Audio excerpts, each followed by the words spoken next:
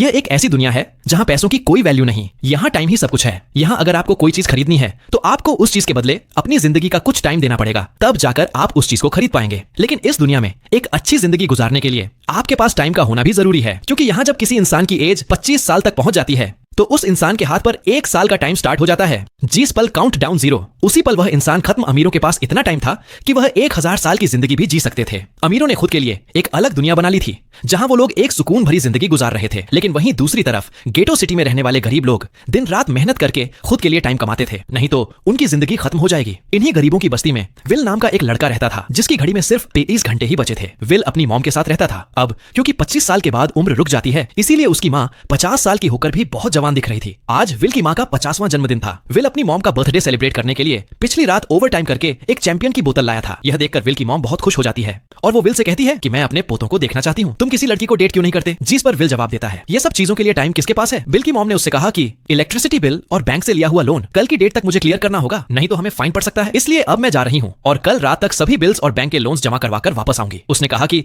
मेरे पास सिर्फ 3 दिन का टाइम है। इलेक्ट्रिसिटी बिल और बैंक का लोन चुकाने में मेरे पास लगभग सारा टाइम खर्च हो जाएगा, इसलिए कल शाम को तुम जरूर बस स्टॉप पर मेरा इंतजार करो ताकि मेरा सारा टाइम खत्म होने से पहले मैं तुमसे कुछ टाइम ले सकूं। इस पर विल ने कहा ठीक है, मैं टाइम पर पहुंच जाऊंगा। जाने से पहले विल की मां विल के हाथ को छूकर उसकी बॉडी में 30 मिनट ट्रांसफर करती है ताकि विल अच्छा नाश्ता खरीद कर खा सके। इसके बाद दोनों अपने अपने काम पर निकल गए। रास्ते में विल के पास एक छोटी बच्ची आती है। वो विल को एक कैप्सूल देकर विल से उसका थोड़ा सा टाइम मांगती है। विल मुस्कुराते हुए उस छोटी बच्ची को क्या है, कैप्सूल में अपनी जिंदगी का 5 मिनट का टाइम दे देता है और वह चली जाती है। यहाँ हमें पता चलता है कि ये लोग अपने टाइम को एक कैप्सूल में स्टोर भी कर सकते हैं, जिससे ये लोग कभी भी यूज ऑनर ट्रांसफर कर सकते हैं। इसके बाद विल काम के लिए फीनेक्टरी पहुंच जाता है। काम शुरू करने से पहले वह कॉफी लेने जाता है, लेकिन वहां वह देखता है कि हर एक चीज का दाम डबल हो गया है। जहां पहले कॉफी 2 मिनट की मिलती थी, अब उसका प्राइस डबल होकर 4 मिनट हो चुका है। यहाँ पर कभी भी किसी चीज का भी दाम बढ़ा दिया जाता है बिना किसी अनाउंसमेंट के। ये बात विल को बहुत बुरी लगती है। मजबूरी में विल ने भी कॉफी के लिए अपनी जिंदगी के 4 मिनट पे किए और काम पर लग गया। दिन भर के काम के बाद रात के वक्त विल अपने दोस्त के साथ एक बार में जाता है।